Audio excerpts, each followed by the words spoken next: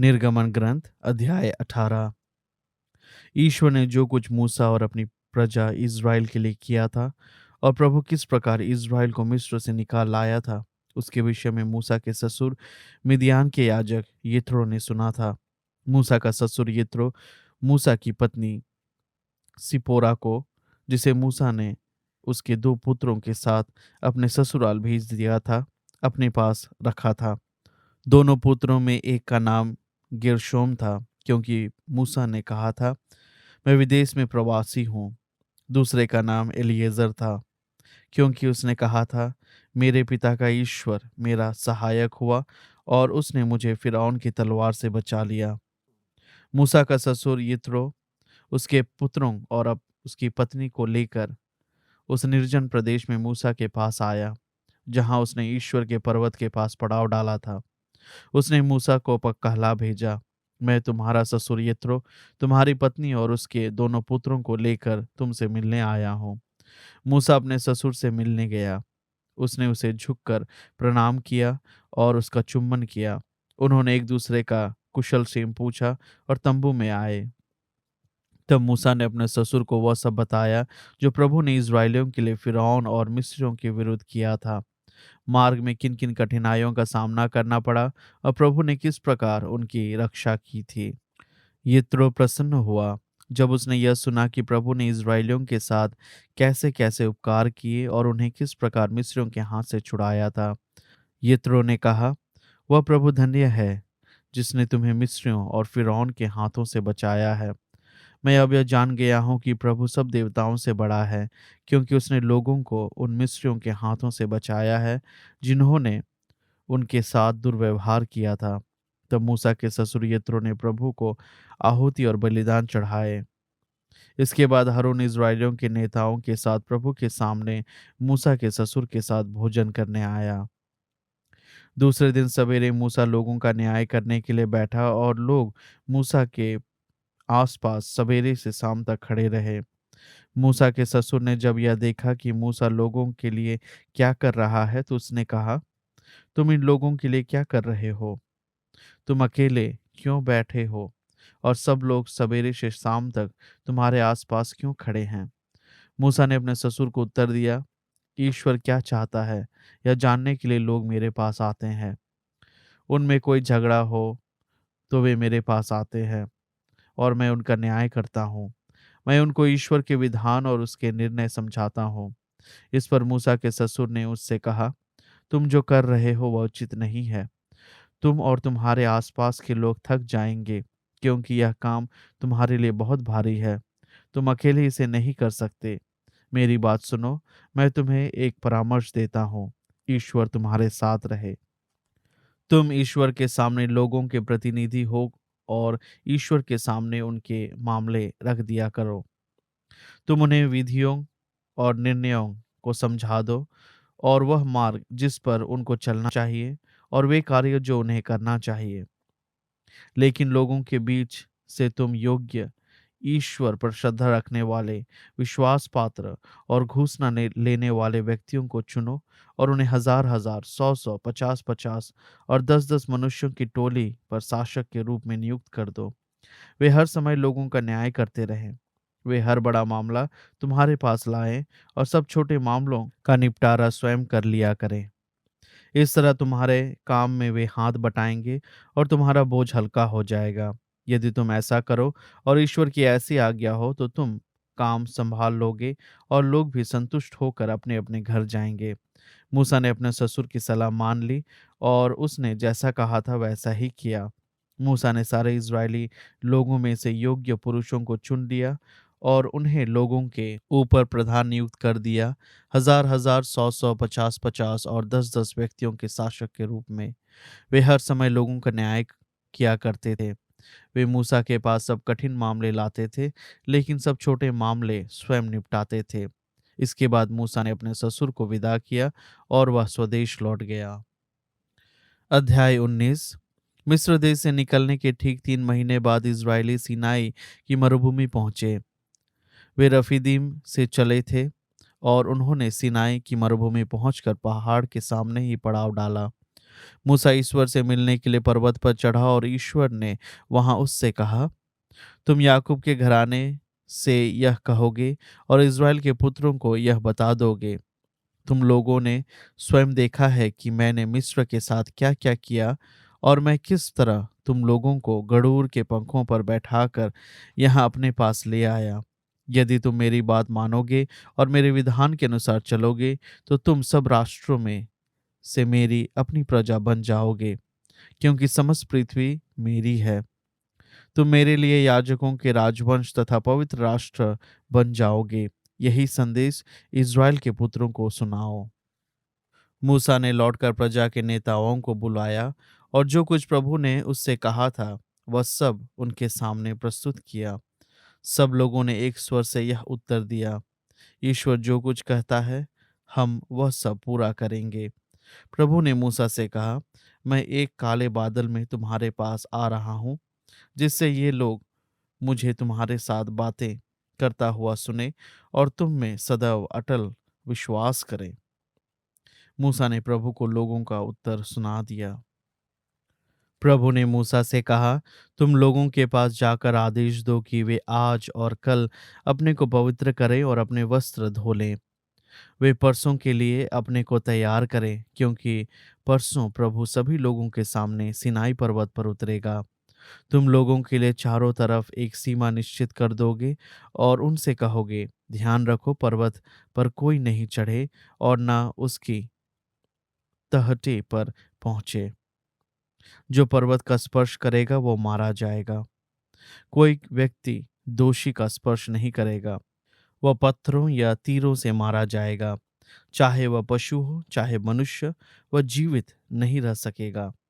जब नरसिंगे का शब्द बहुत देर तक सुनाई देगा तब वे पहाड़ पर चढ़ सकेंगे। इस पर मूसा पर्वत से उतरकर लोगों के पास आया और उन्हें पवित्र होने को कहा और उन्होंने अपने कपड़े धो लिए। तब उसने लोगों से कहा, तीसरे दिन तैयार रहोगे, स्त्री का स्पर्श नहीं करोगे। तीसरे दिन प्रातःकाल बादल गरजे, बिजली चमकी, पर्वत पर काले बादल छा गए और तुरही का प्रचंड निनाद सुनाई पड़ा। शिविर के सभी लोग कांपने लगे। तब मूसा ईश्वर से भेंट करने के लिए लोगों को शिविर से बाहर ले गया और वे पहाड़ के नीचे खड़े हो गए। सिनाई पर्वत धुएं से ढका हुआ था, क्योंकि ईश्वर अग्नि के रूप में उस पर उतरा था। धुआं भट्टी के धुएं की तरह ऊपर उठ रहा था और सारा पहाड़ जोर से कांप रहा था। तुरही का निनाद बढ़ता जा रहा था। मूसा बोला और ईश्वर ने उसे मेघ गर्जन में से उत्तर दिया। ईश्वर सिनाई पर्वत की चोटी पर उतरा और उसने मूसा को पर्वत की चोटी पर बुलाया और मूसा ऊपर गया। प्रभु ने मूसा को आज्ञा दी, नीचे जाकर लोगों को चेतावनी दो कि वे प्रभु के दर्शन करने के लिए आगे नहीं बढ़े, नहीं तो उनमें बहुतों की मृत्यु हो जाएगी। वे याजक भी जो प्रभु के पास आया करते हैं अपने को पवित्र कर लें, जिससे ईश्वर उन पर क्रोध ना करे। मूसा ने प्रभु से कहा, लोग सिनाई पर्वत पर नहीं आ सकते, क्योंकि तूने स्वयं हम लोगों को कड़ी चेतावनी दी कि पर्वत के चारों ओर एक सीमा बनाकर उसे पवित्र बनाए रखो। तब प्रभु ने उससे कहा, नीचे जाओ और हारून को लेकर फिर ऊपर आ जाओ। लेकिन याजक और लोग प्रभु के पास पहुंचने के लिए ऊपर नहीं आए, कहीं वह उन पर क्रोध ना करें। इस पर मूसा लोगों के पास नीचे गया और उसने उन्हें यह बात समझाई। स्तोत्र ग्रंथ अध्याय 42। ईश्वर, जैसे हिरनी जलधारा के लिए तरसती है, वैसी मेरी आत्मा तेरे लिए तरसती है। मेरी आत्मा ईश्वर की, जीवंत ईश्वर की प्यासी है। मैं कब जाकर ईश्वर के दर्शन करूंगा? दिन रात मेरे आंसू ही मेरा भोजन है।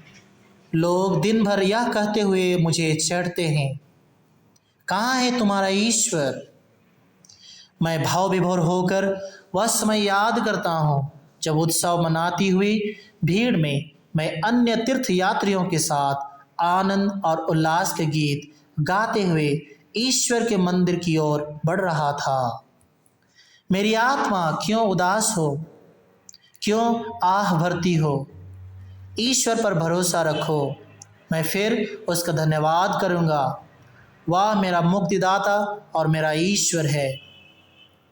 मेरी आत्मा मेरे अंतरात्मा में उदास है, इसलिए मैं यरदन और हेर्मोन प्रदेश से, मिस्र के पर्वत पर से तुझे याद करता हूँ।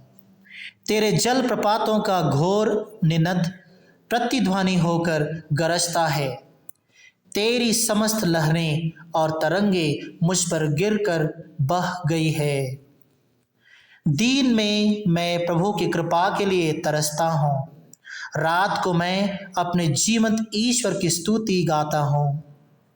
मैं ईश्वर से, अपनी चट्टान से कहता हूँ, तू मुझे क्यों भूल जाता है?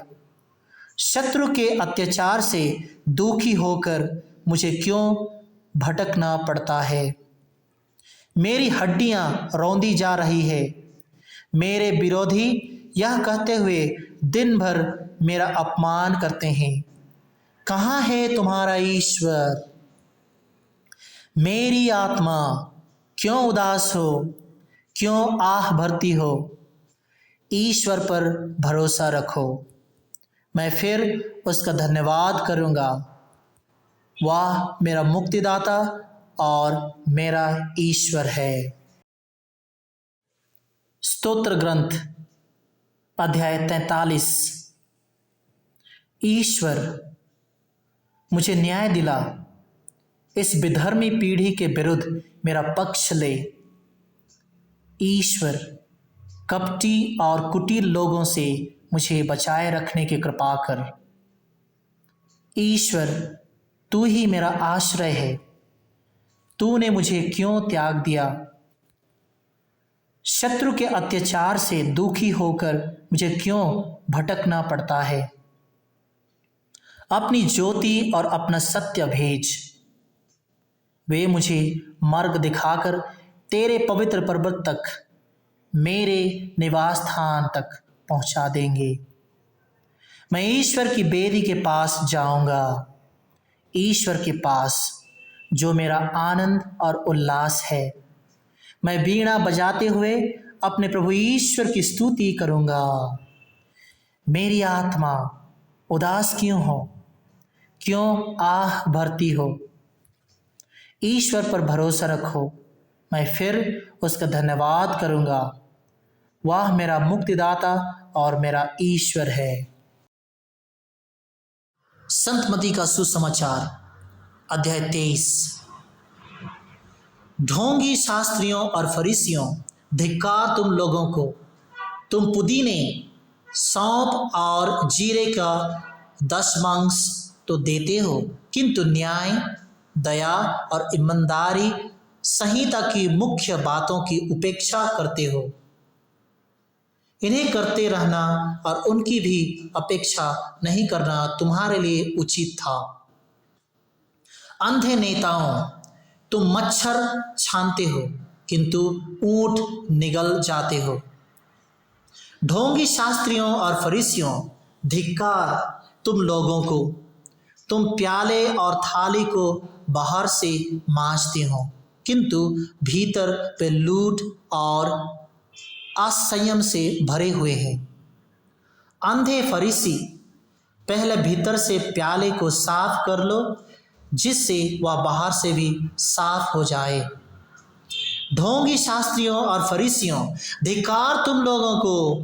तुम पुती हुई कब्रों के सदृश हो, जो बाहर से तो सुंदर दिख पड़ती है, किंतु भीतर से मुर्दों की हड्डियों और हर तरह की गंदगी से भरी हुई हो। इस तरह तुम भी बाहर से लोगों को धार्मिक दिख पड़ते हो, किंतु भीतर से तुम पाखंड और अधर्म से भरे हुए हो। ढोंगी शास्त्रियों और फरीसियों, धिक्कार तुम लोगों को! तुम नबियों के मकबरे बनवाकर और धर्मात्माओं के स्मारक संवार कर कहते हो यदि हम अपने पुरखों के समय जीवित होते तो हम नबियों की हत्या करने में उनका हाथ नहीं देते। इस तरह तुम लोग अपने विरुद्ध यह गवाही देते हो कि तुम नबियों के हत्यारों की संतान हो, तो अपने पुरखों की कसर पूरी कर लो। फरीसियों और शास्त्रियों का दंड। सांपों, करेतों के बच्चों, तुम लोग नरक के दंड से कैसे बचोगे? देखो, मैं तुम्हारे पास नबियों, धर्म पंडितों और शास्त्रियों को भेजता हूं।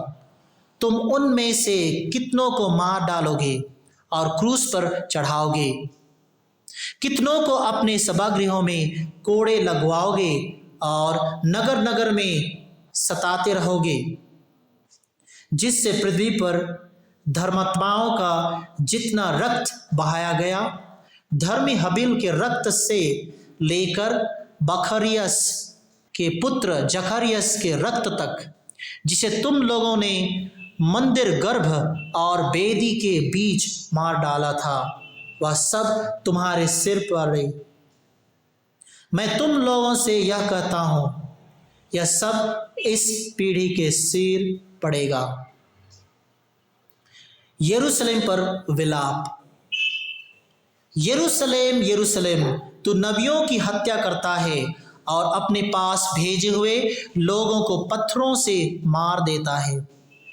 मैंने कितनी बार चाहा कि तेरी संतान को वैसे ही एकत्र कर लूं, जैसे मुर्गा अपने चूजों को अपने डैनों के नीचे एकत्र कर लेती है, परंतु तुम लोगों ने इनकार कर दिया। देखो, तुम्हारा घर उजड़ छोड़ दिया जाएगा। मैं तुमसे कहता हूं, अब से तुम मुझे नहीं देखोगे जब तक तुम यह ना कहोगे, धन्य है वह प्रभु के नाम पर आते हैं।